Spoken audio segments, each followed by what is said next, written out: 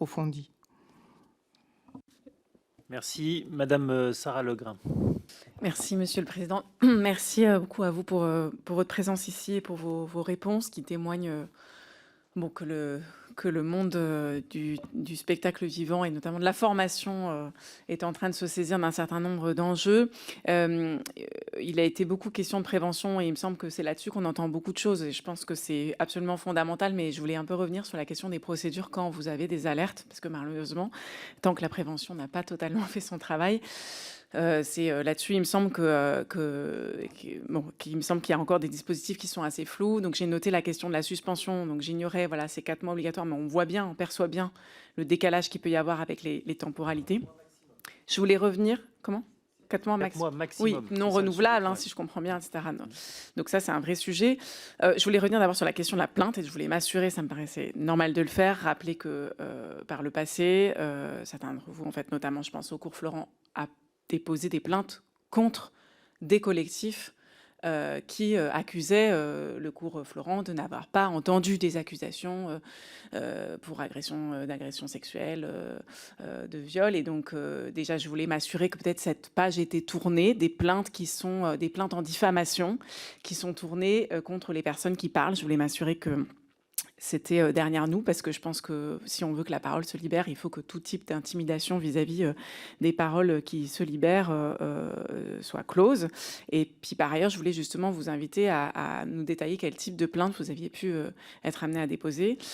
Enfin, sur la question, vous avez évoqué la question du consentement, donc le consentement dans la pratique, etc.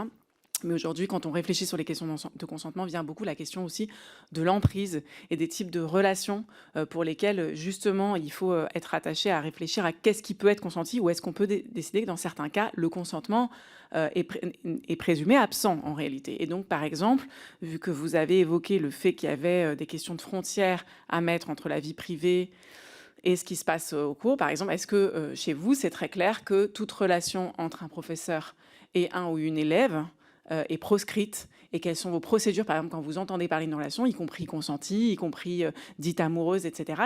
En gros, pour cet exemple-là, comment vous réagiriez ou comment vous réagissez si vous apprenez une relation sexuelle amoureuse entre professeur et élève? Je vous remercie. Madame Delorme. Juste pour vous donner en termes de signalement au procureur et de plainte, juste sur l'année 2023, on a 15 signalements qui ont été traités par la cellule. Je ne sais pas si ça vous intéresse aussi que je vous explique le fonctionnement de la cellule, mais... Oui, vous pouvez rapidement. Et puis, pareil, si vous avez des documents, des protocoles, nous, on les prend avec plaisir. Voilà. Donc nous, la cellule recueille des signalements soit en direct, soit via toutes les personnes qui ont été formées à l'écoute. Une fois qu'il y a un signalement, il y a 2 personnes de la cellule, il y a 7 personnes formées dans la cellule, 2 personnes qui font un premier entretien, qui donnent lieu à un compte-rendu pendant l'entretien signé. Suite à ça, l'ensemble de la cellule se réunit pour décider de la suite à suivre, qui peut être la question de l'enquête, la question de la suspension, la question d'un traitement pédagogique s'il y en a, et la question d'un signalement à l'article 40. Ils me présentent leurs hypothèses sur lesquelles on prend une décision de suivre l'ensemble de la suite.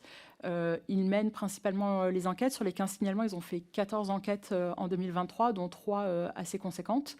Ça nous arrive aussi d'en externaliser à des cabinets d'avocats, surtout quand elles sont énormes, parce que c'est un temps, on imagine, on a regardé à peu près en moyenne 80 heures par enquête.